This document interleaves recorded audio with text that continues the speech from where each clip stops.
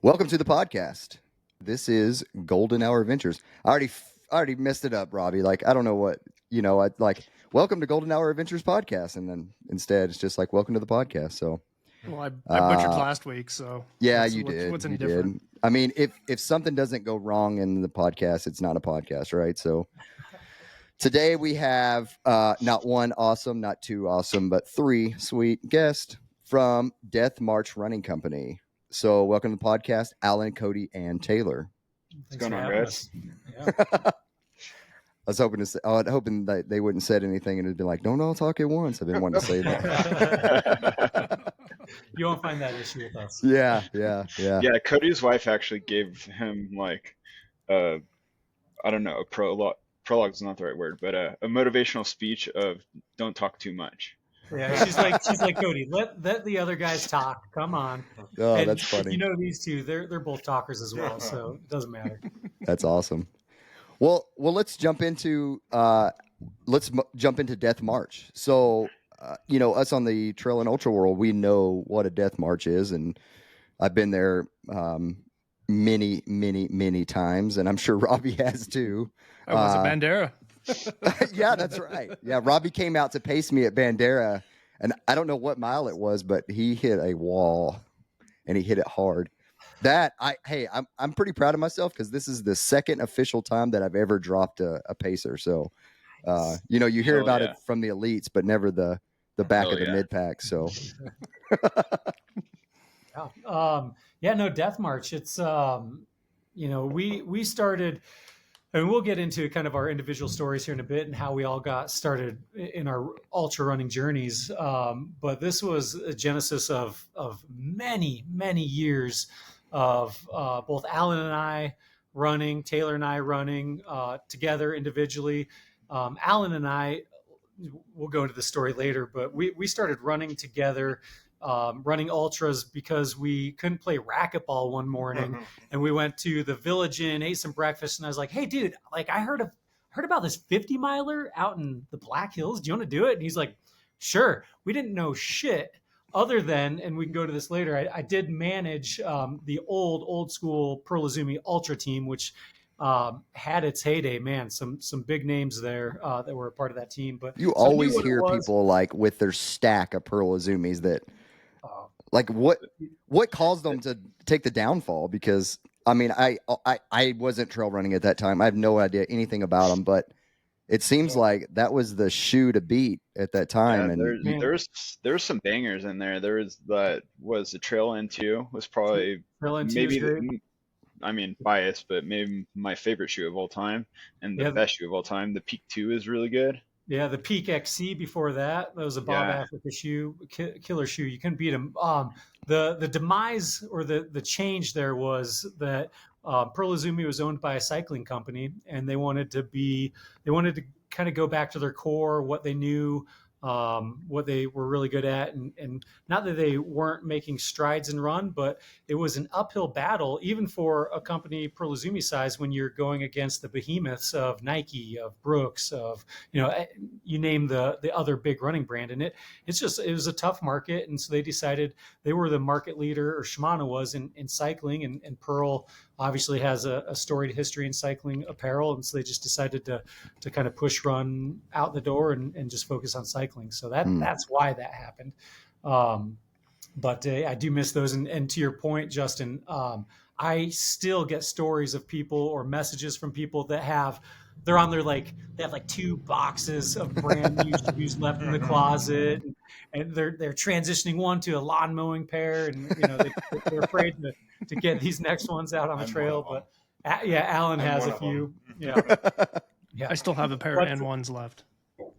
There you go. See, no, great shoe. But yeah, so Alan and I, through the years of running together, suffering through races, hallucinating together. Yeah, and we are back of the pack runners, and we Death March runs. I mean, we've been known to go out hard for us, blow up, and just figure out a way to survive. And so we started talking about how it'd be cool to, make some t-shirts and talk about this and celebrate this, because, obviously everyone listening here, and you guys are all ultra runners, you know what we go through. It is a bitch. Just what you put your body through, but it is so rewarding, and it's just this untapped community, and the community aspect is what really drew us to the sport. Yeah. And it's like, how can we connect with these people, and how can we make light of it, and talk about it, but be funny and irreverent, but also be serious about and proud about what you're doing. And so then, the genesis kind of started with us talking about it, and then Taylor started running with us. And then really the push was this last year at the High Lonesome 100. I somehow got in on my first lottery attempt, and I was like, oh shit, boys, this is happening. Here we go. I was not prepared. Scared shitless. I was, legit scared shitless. And I went out. I lost a ton of weight. I trained harder than I've ever trained for a race, because I've never done a big mountain race like this, 100-miler. And I went out. I was flying. Alan and I were watching the tracking, and we're like, you had to get brought in by the local Jeep club to the first crew aid station. And Alan and I are like, holy shit, he's 3 hours ahead of pace. We need to get moving, because not only that, but it was an hour drive from town. He's going to drop the Amazers. He's going to drop the crew. But I was like, I need to ride this until the wheels come off. And fuck, the wheels came off at mile 70. Enter the death march. Oh my God. Yeah. We got to the backside of Monarch, and climbing up in the middle of the night, I was hallucinating. I didn't know where the fuck I was. I had a good time. I credit the finish. I finished to Alan and Taylor for being there, but I death marched the last 35 miles in. It was a trudge, and we're just there. Obviously, how pacers are amazing, and they were just trying to get my mind off it. And we just started connecting the dots with what we wanted to do for a company. And we're like, all right, we got it. This is the time. We got to make this happen. Mm-hmm. And I think was it Taylor that was like, in. Taylor was like, we gotta call this. Was it Taylor that name? Yeah. So, yeah. Taylor's like, it's the only appropriate name. Yeah, we gotta call this Death March. I was like, bingo. That's it. Well, I mean, make no mistake. Even if you're back of the packer and flirting with cutoffs, or a strong runner, everybody's danced with the Death March. 100%. You don't have to be missing cutoffs to be part of the Death March. You can you can win it and still have danced with it. So yeah. Yep. I mean, look at, was it Sally McRae's 240 this year? Or which one? When her heel bone was exposed? She's death marching like crazy, and she's probably one of the strongest ultra runners out there right now, especially when you get in the 200s. That definitely is strongest, but it's 180 miles of death marching. Yes. Everybody's death marching. Yeah. But so that's kind of how we finally hit the green light, and we got back from that, and we were just on such a high. And we sent a million texts between the three of us, and we're like, all right, we're starting this. This is it. So I think it was between that and then you pacing me out at Run Rabbit. Exactly. two run pace duties back to back, and time to rock and roll. Yeah. So that's kind of how it started. Well, it seems like you guys have hit the ground running. I'm seeing you all over the place, and as soon as I saw it, I was like, oh, we got to get these guys on the podcast. We got to see what we can do for them, because I'm all about, and Robbie as well, is supporting the local community. We're both ultra runners. It's a small niche sport as it is, and it's like, how do we bring this out to the public and get more people aware? And with our small platform of the podcast, like, hey, this is the perfect place. Like, let's help you guys out, and so, but yeah, I've seen, tons of people wearing the shirts and supporting the stickers. And so it's like, it seems like you guys, when you guys hit the ground running, you started introducing stuff out, it just blew up. Yeah, no, I appreciate it. I think, I think the art honestly is speaks for itself, and it really connects and resonates with people. I see you rocking the Pain Cave right now. It's people, for the most part, I feel like the reception's been great and people are loving it. And again, we're trying to celebrate, everything that you go through in an ultra in a fun way. So, yeah. How has the sales been so far? if we don't want to get too deep into like the logistics of things. But it seems, like I said, seems like you guys have blown up. Like, have you guys been pretty successful so far? Or? I'd say we're doing better than we thought it was going to be at this point. Sales wise, it's up and down, but I think the thing that blows us away is when we sign in every morning, we're like, holy shit, we just crossed another 100 followers on Instagram. Like, yeah, it's it's such a silly dopamine rush, but it's definitely made the winter quite fun. Yeah, that way. Yeah, it has, and you know what, I'll pull up just a message to Taylor's point. We log in and we see how many followers we get, or even cooler than that, honestly, is how many comments we get, and comments from people. And that the messages too are phenomenal. That are like behind the scenes and not public. Just like, we're interested in the sport. We're interested in pushing ourselves. Like, where to even start, and having long conversations behind the scenes with folks just about our experience and the little bit of wisdom I guess we've attained over the years. Yeah, obtained. Yeah, just trying to pay that forward too. It's but yeah, it's been fun. The reception's been pretty good. To Taylor's point, the sales are exceeding our expectations. I mean, we were happy to lose money for a while, just to do something fun with a sport that we all absolutely love and are passionate about, and it's cool to see that other people are just as crazy and passionate as us, and we knew that was there. We're just trying to find a fun way to connect with them. So no, that's super cool. Like I said, I've been following you guys, I don't know from the beginning, but for quite a while, and just watching you guys grow on Instagram, and it's been fun to, like I said, see more people wearing the shirts and supporting you guys. It's been really cool. Yeah. Well, I got to ask, the artwork. So the skeleton, like, where did that thought come from? I mean, I get the death march part of it, but like the artwork is what sets you guys apart from other, ultra running clothing lines. Yeah. The artist we work with, I mean, he's super talented. Cody actually had worked with them on some other stuff, and he's like, I got this guy, and then he brought us back. I think I don't remember what the first thing we even posted was. Maybe the OG one. The OG Death March. Yeah.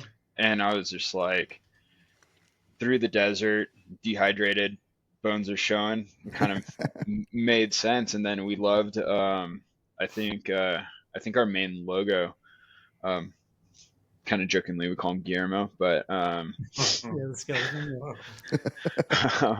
He needed a name, and I don't know, few too many beers, and that's what we thought was the most fun. We kind of just really liked how he looked and said, let's bring him in the forefront. And then that's kind of moved on since, but yeah, our artist is phenomenal, and been quite pleased. He is. Yeah, he's great. And we've got a couple of others that we're working with. But yeah, to your point on the art, is you've seen some pretty cool stuff. I think, we've got some really cool other stuff coming out, and future plans and future products, that, it's crazy. We just posted on Friday, what we call wildflowers, right? It's a couple of lady skellies running through like a forest of wildflowers up in the mountains, and it's badass. And the reception on the women's side is amazing. And don't get me wrong, this shirt is sexy, and I want it on a pastel pink. That's what I'm. It's gonna be sick. But the reception from the women has been awesome, and we're getting a ton of questions and comments about doing some women specific tees or tanks, and we're addressing those. We're gonna bring those out. But it's been fun. But we have, we have an Excel, a Google sheet with, there's probably still 120 different design ideas that are untapped right now that we haven't even gone to, that are, there's some that are super risque, super irreverent, very, inspiring, just the full gamut. There's some pretty cool stuff in there. So that's awesome. I'm definitely looking forward to seeing all that comes out. And I got to get one of those palm beanies that I saw coming. Dude, I wear a palm beanie every freaking day up here. So Yes. We're talking about the new circular logo Pombini. Yeah. Yep. Or do we decide we're doing winter hats? We should do both. Fine. Yeah. It's gonna be the Justin special. We'll do one just for him. Yeah. That winter ultra Not a death bad march. idea. It's perfect, actually. Well, let's jump into to individual stories here. We'd like to hear like what the background of everyone is. Alan, let's start with you. We haven't heard much from you. Let's start with you. What's your individual ultra running story? Well, mine started like Cody said it earlier. We went to high school together, and paths crossed over the years, and we used to play racquetball together. And one winter, I had been down in Denver to play racquetball for the weekend, and Cody and I were talking. I was hitting the treadmill, trying to get in shape, and trying to beat him at racquetball. I think I'm 0 for life against him total in racquetball. I let him get close, and then he shut the door. Like, I just can't close. But so one morning we go out to the reserve racquetball courts, and they can't get on. And they're like, oh, you got a couple hours before they open up. So we go to the Village Inn, and Cody starts pitching this idea. He's like, hey, there's a Black Hills 50 that we should go do. And I was like, at this point on the treadmill, like, I didn't run in high school. I didn't run after high school. I was just doing this to get in shape. And I think I was doing like 5 to 8 miles max. And he's like, let's go do a 50. I was like, I don't know if I can. And he's like, oh, no, we'll just, we'll ease into it. We're just going to take it easy. We'll run the flat and just walk everything. Yeah, and I was like, dude, the aid stations are going to have food. Yeah. It's going to be like a picnic, man. We're good. And remind me, Cody, what year is this? This was what, 2009? 2014. Oh, geez. Yeah. So I'm like, all right, well, this is interesting. So I'll look into it. And I had been running some, and then got busy work. Wasn't running as much as I should have. And 2 or 3 weeks before the race, he calls me up. And he's like, "Are you ready for this?" And I'm like, "Oh my, well, I guess." I'm like, "Well, shit, I thought we were joking." This turned real bad. Mm-hmm. And so we head in there, and we go out hard. Yeah, real hard. We didn't know what we were doing. We had no fucking clue. Yeah. We just wanted to be out there. We like hiking all day. Yeah. It's just that was occasional running. Yep. Well, we go and it got hot. Oh, yeah. And so I blew up real hard. And so I had all in that day, I had my first half marathon distance. Well, oh my God. First half marathon, first full marathon. First 50K. First 50K. And that's where the wheels came off. There was a lot of puking, a lot of hanging onto trees, just hoping that, we could just stop. Well, I think we come into the aid station and, that's the worst place to be. So I ended up dropping and I was like, oh man, Cody, you just got to go without me. And so he finished the race. I see him at the finish line and I was like, because that whole day, I'm like, you know what, maybe running is just not for me. I did all these different distances. And I was like, maybe that's just not for me. I saw him at the finish line and I was like, okay, Cody, I want that next year. I was like, seeing him at the finish line, I was like, okay, maybe I could be a runner if I focus on this.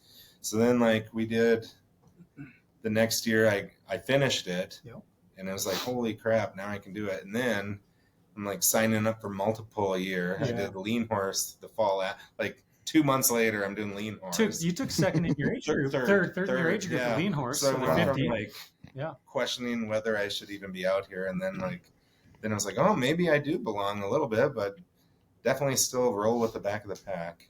Yeah, I think, man, one of my favorite memories, favorite experiences ever, and Alan, and we'll just be honest, Alan's a big boy. Alan is... I'm adult sized. Yeah, he's I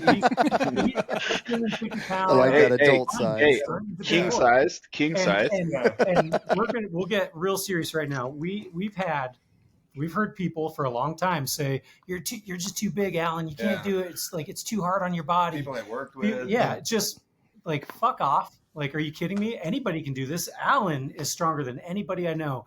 The first 100-miler that we finished together, was it has to be one of my top 5 memories, experiences, period. The entire race. Oh, man. Yeah. Highs and lows. It was great. We were both thrown up at mile 25. Yeah. I almost pulled out at mile 50. My knee was messed up. And I talked him into sticking he had some duct tape that saved my race. Oh, that was the duct tape race.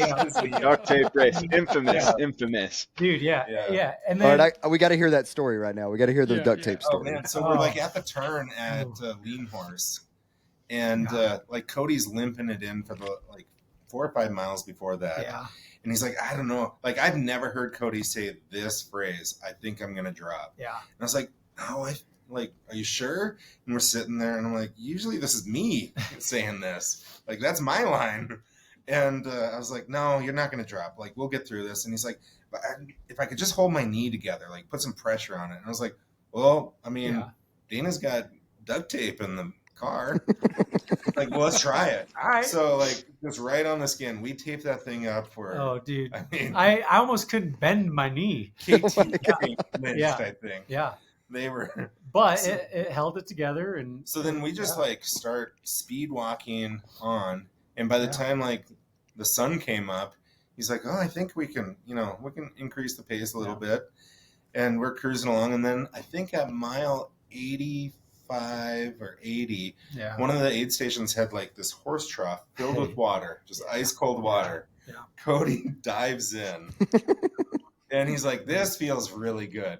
Well, I mean, when you hose yourself down with water, there was a lot of chafing after that, but there was instant relief. And he's like, my knee feels much better. Yeah. So then we're like, well, we probably should get this tape off. Huh. The tape was definitely on too long. Horrible. So then he had other issues with skin ripping off. Yeah. So it's always, on to the next thing that bugs you. But I was leading him out of aid stations and helping him along, and for the first time, I think I helped him get to the finish line. 100%. That's the only reason I finished usually the race. He's the big coach and crew leader. Yeah. So it was kind of a nice change to be the one that I felt like we finished. I looked better at the end of that 100 than I did at all the 50s that I've done. Yeah. And so that was a legit entrance into I can be here now. I offended people immediately after the race by Instagramming everyone that told Alan that he's not an ultra. Oh my gosh! Yeah, you tagging people. I was not having it. That's great. But I got a big welcome to the family. Yep. Yeah, I got the buckle, man. Yeah, I got to give you your buckle. Yeah, that was sweet. Yeah. So isn't it weird? I have this conversation with people all the time, and so I wholeheartedly believe that if you do a 50K, that you're an ultra runner. There's no doubt about it in my mind. If absolutely. You do a 50K, you are an ultra runner. Yep. I'd even go say if you do 45K, you're an ultra runner. Yeah, I get it. I just use 50K as kind of the standard distance as an ultra runner. Death marches in there. Yeah. But there is a distinct difference when you get handled your first 100-mile buckle. There's nothing and I 200%. I think that it's hard to explain, and I'm probably going to offend some people here, and so I'm sorry, but it's like going overnight, seeing the sunrise the next morning, seeing the heat from that second day that you've blasted through the first day, throwing up at mile 30, mile 40, whatever it may be, getting to that 70, 80 mile mark where the race really, quote unquote, starts. Yeah. And then crossing the finish line at 34 hours, an hour, 30 minutes before the cutoff, and then getting that buckle. And it's I've ran 50Ks, I've ran 50 milers. There's not a feeling that is any better than that right there. No, nothing like it. It is unreal. And all of the moments leading up to it, when you finally get to the point that you're going to finish, is you start ugly crying. You can't, your mind is melting. I have a phenomenal video of Cody ugly crying, probably a tenth of a mile from the finish at Hilo this year. Yeah. And he could barely get out that we were about to be in the finisher chute. It was awesome. And then you get in there and you see your pacers, you see your friends, your family, you crawl sometimes. Taylor with the video camera. You Taylor the video camera. You make your way across the finish line, and whoever it is, usually the race director or somebody affiliated with the race, hands you the buckle. And to your point, Justin, there's nothing like it. And yes, to what you're saying earlier, you run a 50K, you're an ultra runner. You run anything over that, you're an ultra runner. But getting handed your first 100-mile buckle is magic, just pure fucking magic. Yep, 100%. Well, Alan, what is an embarrassing story from something that you have done or you've experienced while out on an ultra, training for an ultra, day-to-day life? I mean, we've had some good ones on here, so it's going to be tough to top. But I feel like you have a cool story that we got to hear. I don't know if it's necessarily like really embarrassing or not, but I remember I came into, so when I finished the 100 with Cody, I had tried 2 years before that to do it on my own. It was the year after he got the buckle there, and I was like, I can do this, and I was like, all right, I'll see you. I don't need him out there with me. I'm gonna do this on my own. And I come into like mile 40 or 44, and it was hot. Like I like the cool weather. I overheat a lot. I do a lot of projectile vomiting. Like Cody will be ahead of me on the trail, and like things will be going. We'll be mid conversation, and I'm just I'm like, what is that animal? Gasping for air, like to catch my breath, to puke more, just sanding it down the trail. Yeah. And so like I come in hot to the aid station, and I'm pulling my shoes off. Dana is sitting there helping me, and I got one shoe off, and I'm like, it hit me, like when you stop and the sweat starts pouring, and you're like, I'm gonna puke. So like I'm at the aid station in a chair, and I'm like, I can't just puke all over everything here. So like I got one shoe off, sock half on, and I'm like running across the grass, like dry heaving, while everybody else is like at the aid station trying to get food to move on. And I'm just like crawling on my knees, like dry heaving. And they're like, what is this guy's deal? And I come over there just like pale, like, all right, well, I think I can go on. So then like, what mile was this at? Station. I ended up dropping at the halfway point, but I puked from there till the turn. Just every time I took a sip or thought about taking it, I'm just dry heaving, turning my guts inside out. But I just keep thinking about like I'm there crawling across the aid station. I'm like, pull yourself together. Like it's just getting started here. What mile was that at? That was either 40 or 44. I can't remember which mileage. It's just past Rochford on Lean Horse. Oh, okay. It's like, I think it was 5 miles before the turn, so somewhere in there. But it's like, we haven't even gotten into the night. It's like still too hot. I'm just dying out there. I'm like, well, Cody, I didn't do it. And he's like, are you sure? And I'm like, yeah. Like, I lost a lot of weight that day. I think from the start of the race to the next morning when I finally like rehydrated, I was still down like 18 pounds. Oh and I was like, that's a crash diet. Wow. So, like, I regret not weighing myself like after the race, but I was like, I just was out of it. And by the time like I'm just pounding liquids. And so that's my record for like, I don't know what it would have been like right at the drop, but I was dehydrated a little bit, short on liquids. And so now it's like usually if I can keep it single digits of weight loss during a race, I'm doing pretty good with eating and hydration. But the heat usually is what my downfall is. It takes a lot to keep you cool.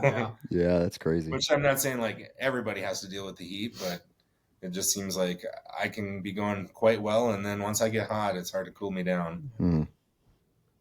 But I do love the nighttime for that. Oh man. Mm-hmm. Yeah, the nights, the saving grace on most races for me. I would say most of my embarrassing moments are the random projectile puking. Like the one year we were cruising at Black Hills during a 50. We're coming up out of Nemo, going up those, and it was muddier. It was just slime, so we were just like trudging our way up there. And there's some hikers out there. And as they're crossing, I'm just blowing chow. And they're like, you should try some water. And then, like nothing worse than when you're just like, trudging along and they're like, have a nice hike. Like, I'm racing. You not see that? I have a bib on. I am racing. I love that. Have a nice hike. Thank you. Thank you for that. Try drinking water. Oh, gotcha. Oh my gosh. That's funny. Well, Taylor, let's walk down your ultra running history. Yeah, I didn't realize that I had my first ultra before Cody. You did, which I just learned in this moment. Which is look, we're just wonderful. bringing friendships closer together. Yeah, yeah. Mine kind of started like further back. I was always in endurance sports through high school as a swimmer. Got in triathlon. That brought me to Boulder, Colorado. Then while I was in school, somehow weaseled my way into a job working with Cody at Pearl Izumi. Did. He was a 'cause, very hard worker. What about those deals there? Yeah, I was asking. Real quick. Taylor would ask me. So when you work in an like an outdoor industry, you get pro deals through different companies, right? A discount. And literally every day, Taylor would ask me if we got a pro deal on this or that. One day, he asked me if I thought that I can get him a pro deal on McDonald's. Okay, so in all fairness, it kind of ties to the ultra running like background story. So it's great that you brought that up. But yes, I do ask for ridiculous shit all the time. It hasn't stopped over the past, I don't know, 15 years since then almost. Yeah. So yeah, I was working with Cody. I was racing bikes, fun stuff. And he, like he had mentioned earlier, he was managing the Pearl Izumi Ultra team. He was going out to Western with, probably like Scott Jaime and Tim Olson, Darcy Africa, that's the year probably. Tim won. Yeah. And kind of that got me introduced to it. Like I said, I was living in Boulder at the time. Anton, I think, won Leadville, was that 2008, 2009, back to back, I think. All the ultra running historians are probably going to chop my legs off for that one. They don't listen to this, trust me. And so, yeah, I was like tangentially familiar with the sport. And one of the guys I was racing bikes with, a guy named Alex Hogger, lives down in Albuquerque now, fondly referred to as Albuquerque Alex. He was going out to do the Sage Burner 50K for his first ultra after hanging up his cycling shoes. And Alex, he's kind of finicky on his diet. Let's just go with that. And he goes, I'm worried about aid stations. Can you come out and crew me? And I was, single, probably, I don't even know, 22, 23 at the time, and had nothing to do. And a weekend in Gunnison, hell yeah. Like, you don't have to ask me twice. Well, the whole drive there, it's from Boulder. I don't even know. It's probably a 3.5 hour drive. The whole drive there, he's just trying to talk me into signing up. And coming from bike racing and triathlon background, I was like, there's no way they're going to have race day sign up. So I kind of just threw out, if they have race day sign up, fine, I'll sign up and go. And sure shit, the Ricks family, who runs Mad Moose events, great race directors. Killer events. I was just down at one. We're down at the Arches. Yeah. Oh, nice. Yeah. Denise Ricks and her husband and the whole family out there all the time. They're phenomenal race directors. If anybody gets a chance to go to Moab or in mainly Colorado Springs to do one of the races, highly, highly, highly recommend them. They're very well put on. But thank God to them that day they had race day sign up. So signed up. I think I had I don't even know what I brought in the car. I think I had 2-inch split shorts from Pearl Izumi, a singlet. I don't even think I had a hat or a water bottle. I might have had road shoes. I don't know. Signed up, went to the local store, bought a water bottle, and thanks to all the cycling fitness, I was out with the leaders through probably the 3rd or 4th aid station. Learned a hard lesson about ultra running. I think I ran the first 20 miles in just under 4 hours, and the last 11 in just under 5 hours. Yeah, you did learn a lesson. Talk about a death march, and I was kind of like, I'm done ultra running. This is a dumb sport. Let's. And I mean, the fact of the matter is, I still think it's a dumb sport, but I love it. You always think it's a dumb sport when you're in the middle of it. After when you're sitting at your table looking at your shirts and your buckles, and you're like, oh man, I love this sport. But then when you're in the middle of it, you're like, this is so stupid. Why am I doing this again? Yeah. So I was doing everything I could to finish that race. I was like massaging on my T-band with, flat rocks, trying the best, massaging out the bottom of my feet, same way, like under the table at aid stations, trying to get out of the sun. I got like blistered sunburn behind my ears that my mom doesn't let me live down anymore. She's like, put on the goddamn sunscreen or wear a sun shirt. She bought me one of those hats with like the wavy thing behind you now, from that. And then after that, that was 2011. So a couple years before Cody and Alan's first. Yeah. And then I kind of gave up on the ultra running thing and was like, hey, let's get into mountain biking, because drink beer, ride bikes sounded like a lot of fun. Did that for a number of years, and then my wife was trying to break 2 hours in a road half marathon, and she just was getting disappointed. I think she went 2 hours and 9 seconds once. Mm-hmm. And so she signed me up to pace her, and I was like, well, shit, I gotta start running again. So then started running again, doing some intervals, getting fit, because I'm like, if I need to get her under 2 hours, I sure shit need to be able to run under 2 hours. And so, yeah, we got her to like a 152 finish, and I was running a bunch, and Alex called me, Albuquerque Alex again called me and was like, hey, I'm coming up to do a Mad Moose race in the springs called the Pikes Peak Ultra. Come down and race it. And he was doing the 50K. And I was like, I'm not interested in going far anymore. That just sucks. So I signed up for the 30K, had a lot of fun. And that kind of rekindled the passion for trail running. And that was, I think, that might have been late 2018 or so.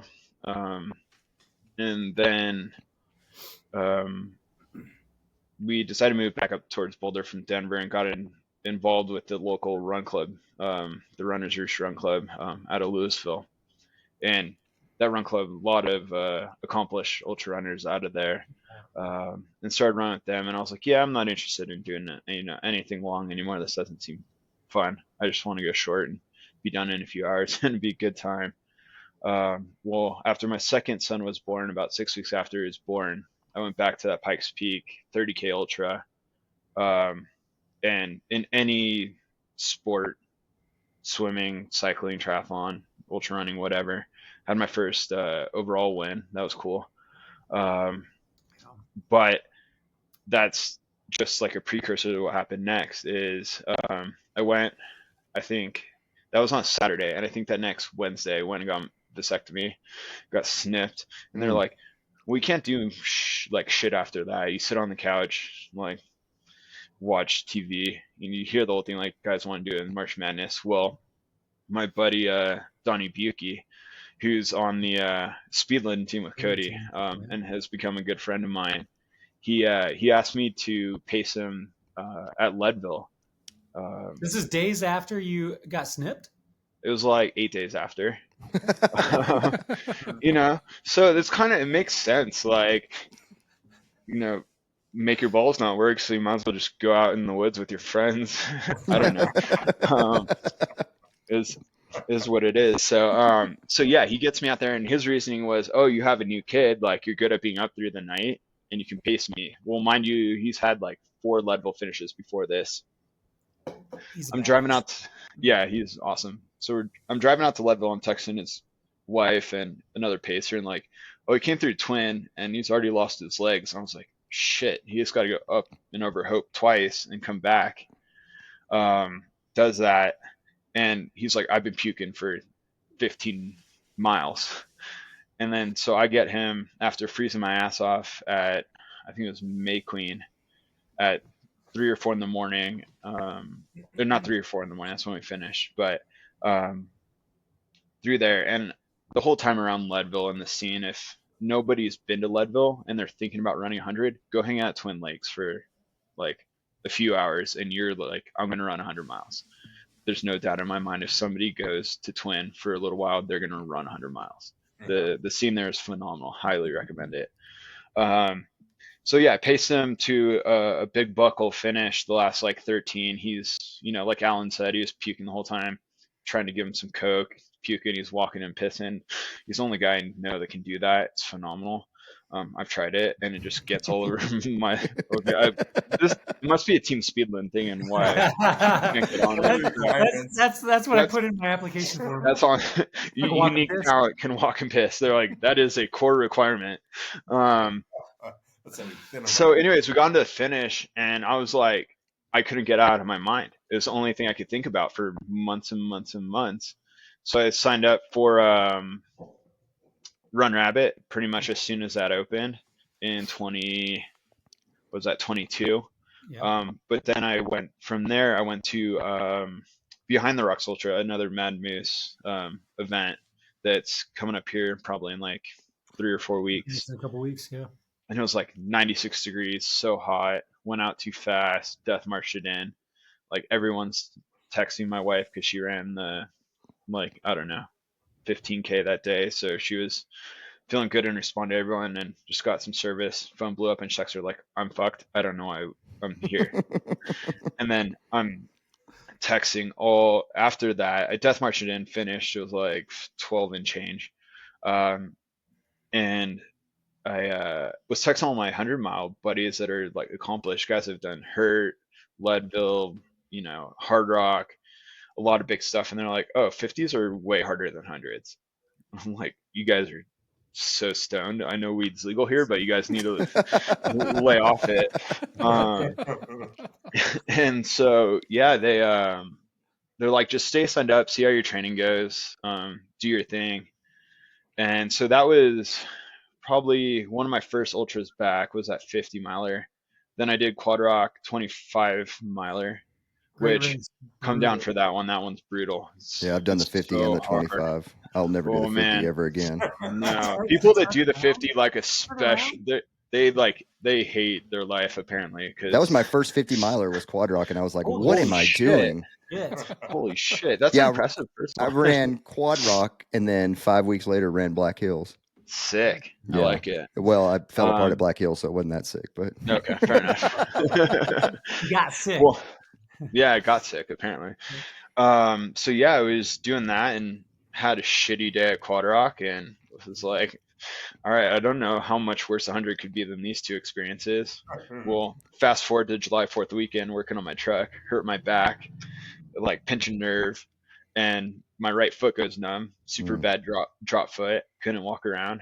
Shout out to my PT, Evan at Build here. And he told me this after I finished the 100. He was like, there's not a chance I thought you were going to get on the start line. But the whole time he's treating me, he's like, we're going to get you there. Then you're going to do this thing. So cool.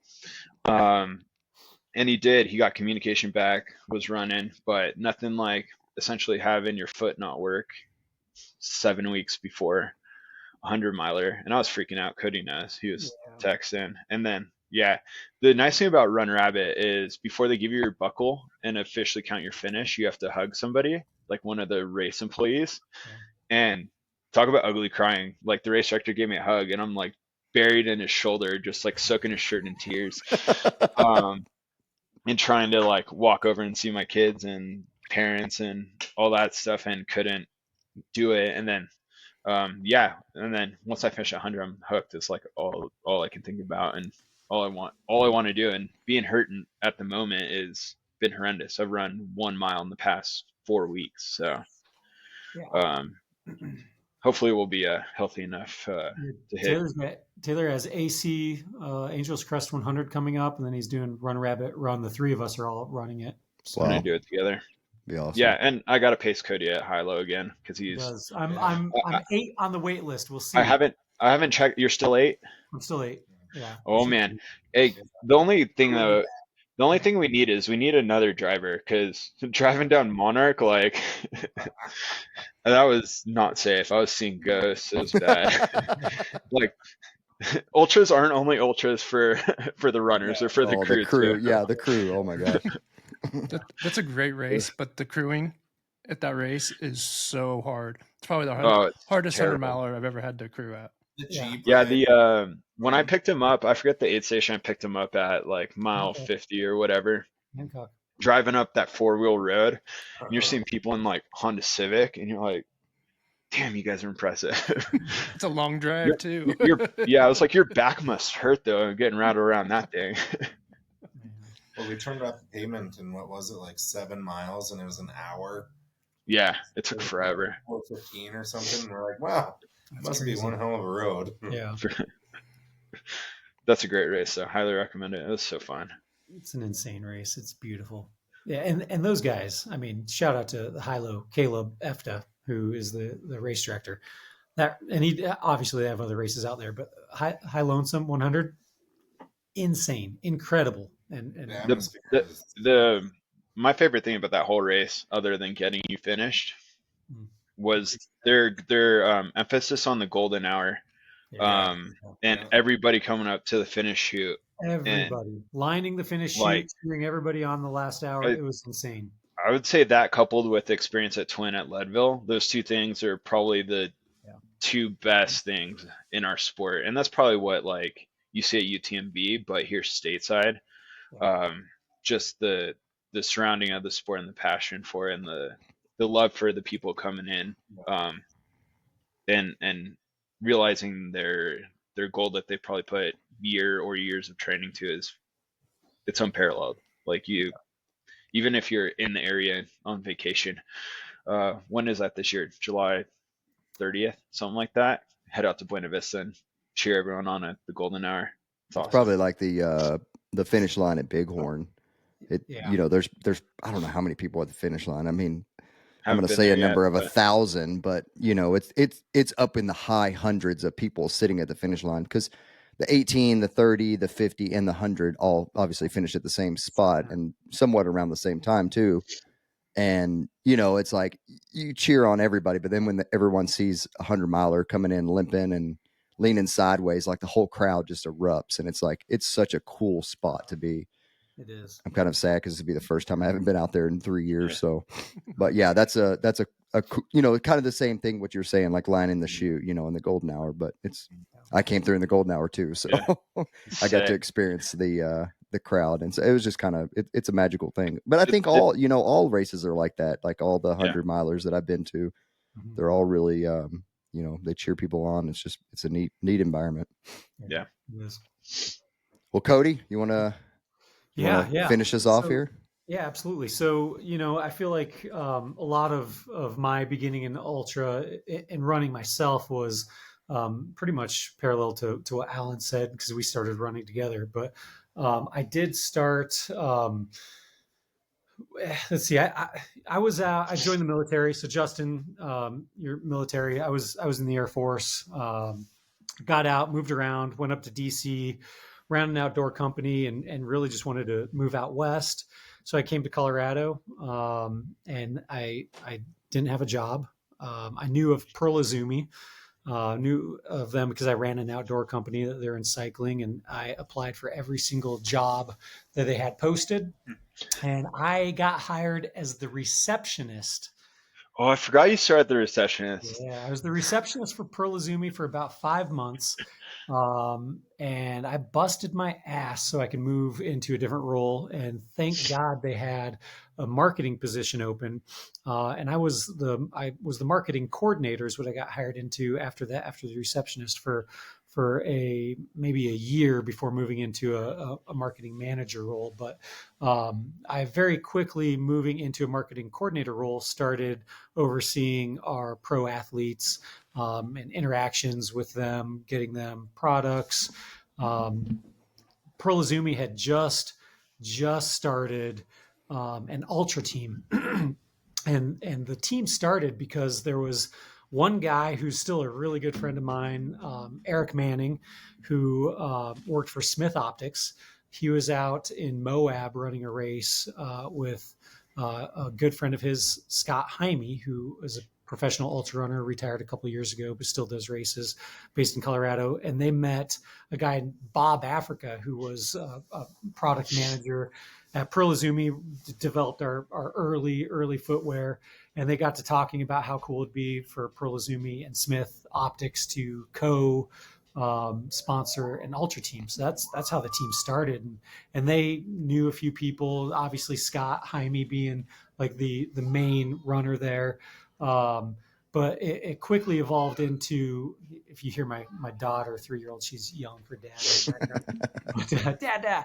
But it quickly evolved into what I think still many in the ultra world will say is one of the best ultra teams that was honestly ever put together. I mean, in its heyday, they had Darcy Africa. They had she's still crushing races. But a badass, a multiple hard rock winner. Obviously, Scott Jaime is a badass. Timothy Olsen was on the team.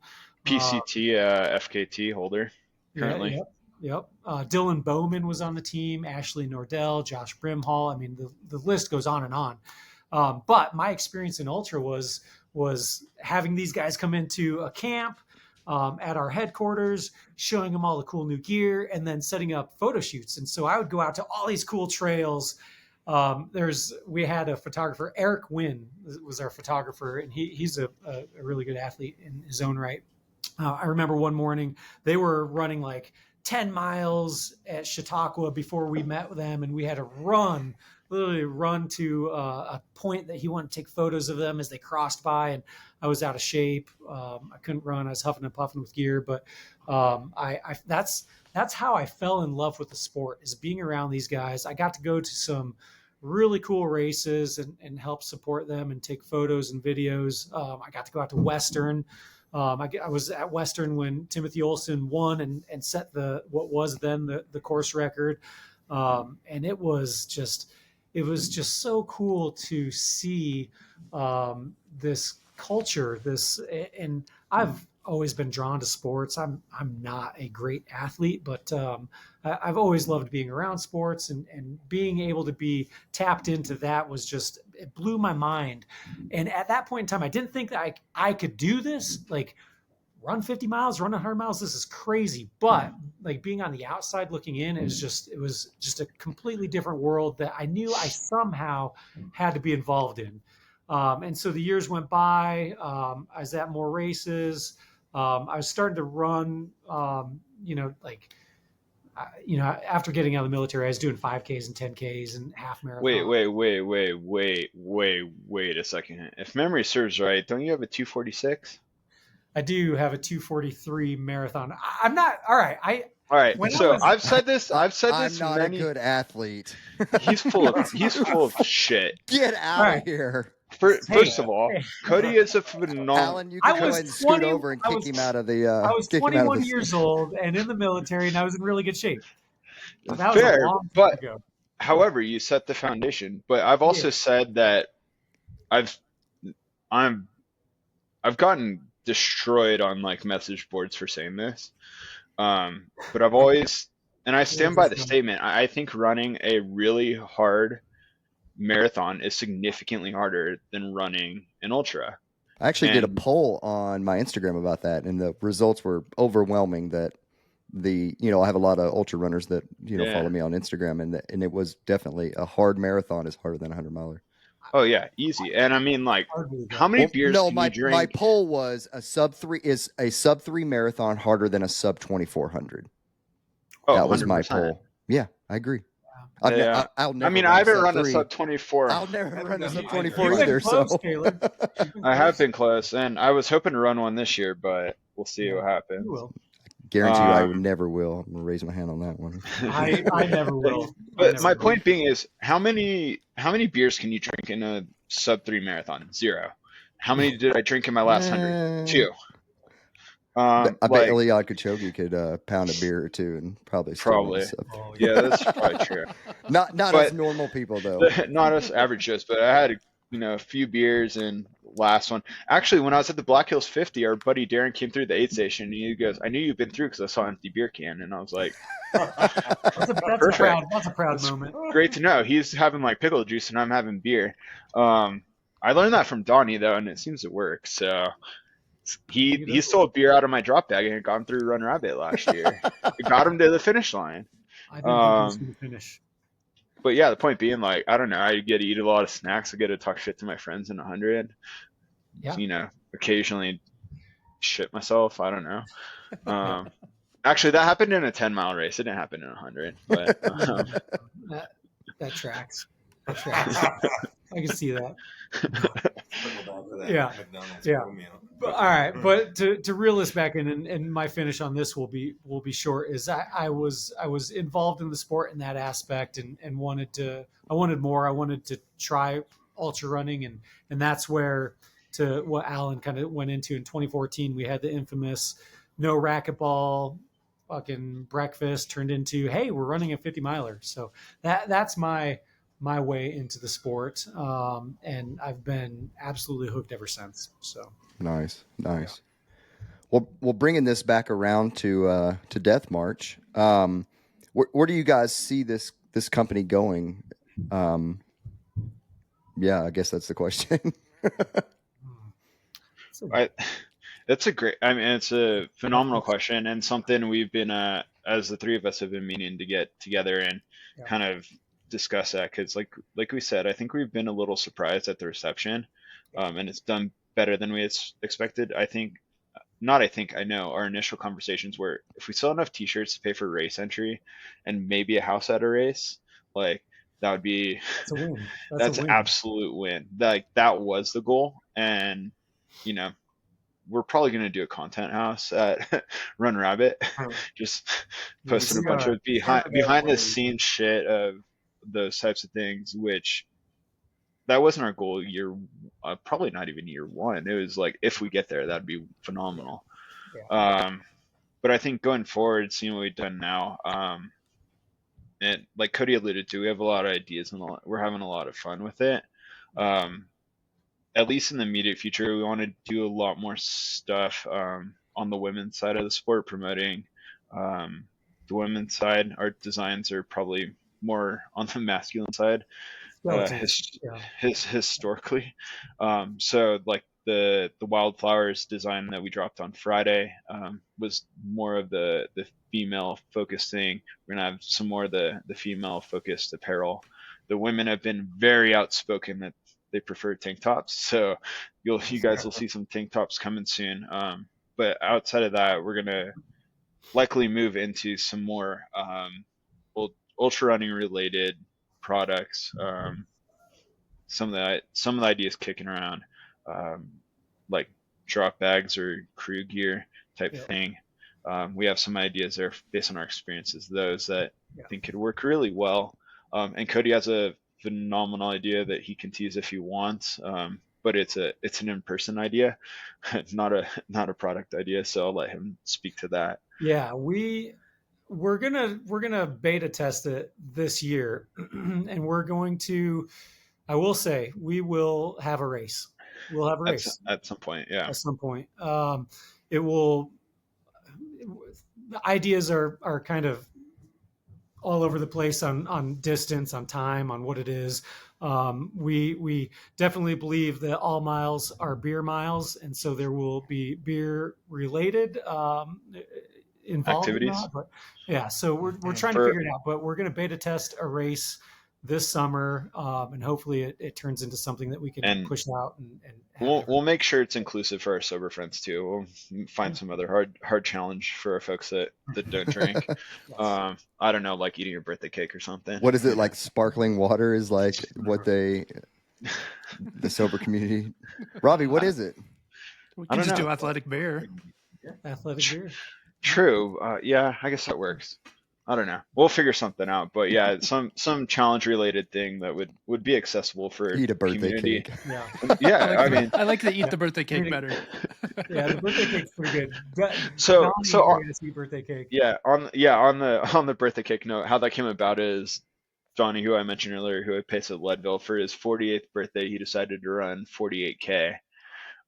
This was around a lake that's 1.5 miles. Yeah, we ran a lot of laps, and so I was the only one of his buddies that ran the whole thing with him, which was pretty funny.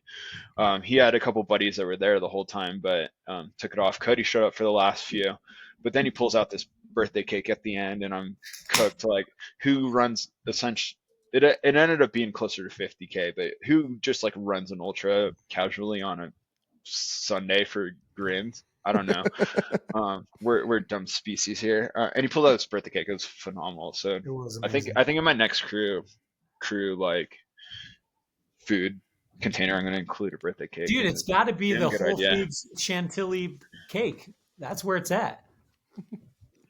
Whole Foods, of course. You're bougie.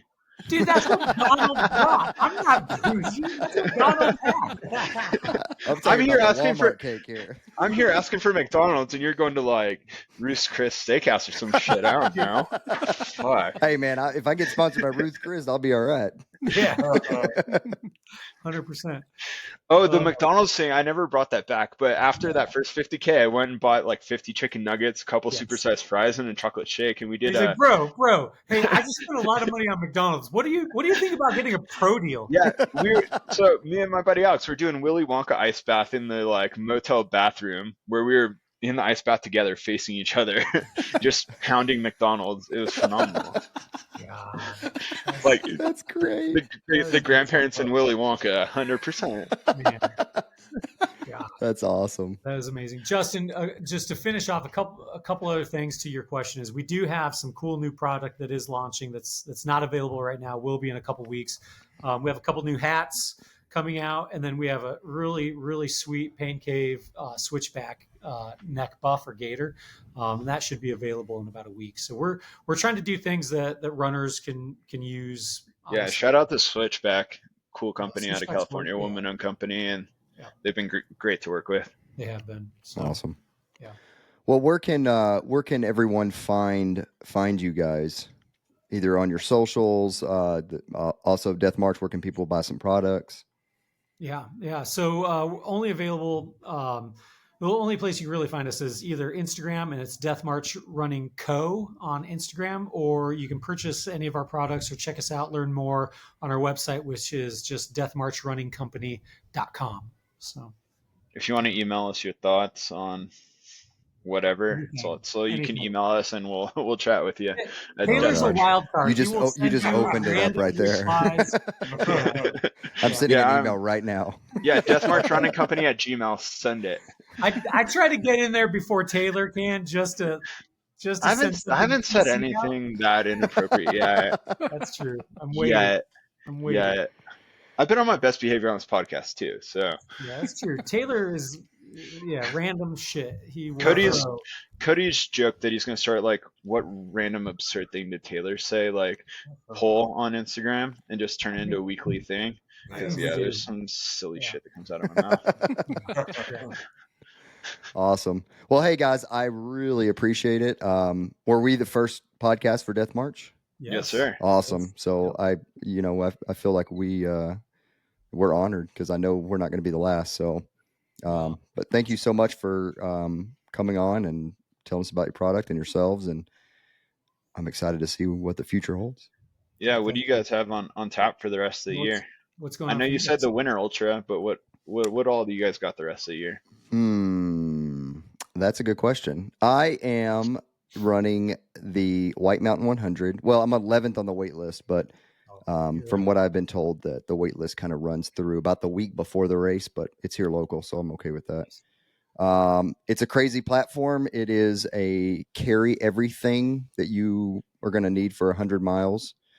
There are aid stations, but they're 20 miles apart. There's no crew, no pacers. The temperatures can be from 40 to negative 40. It's a 100-mile loop.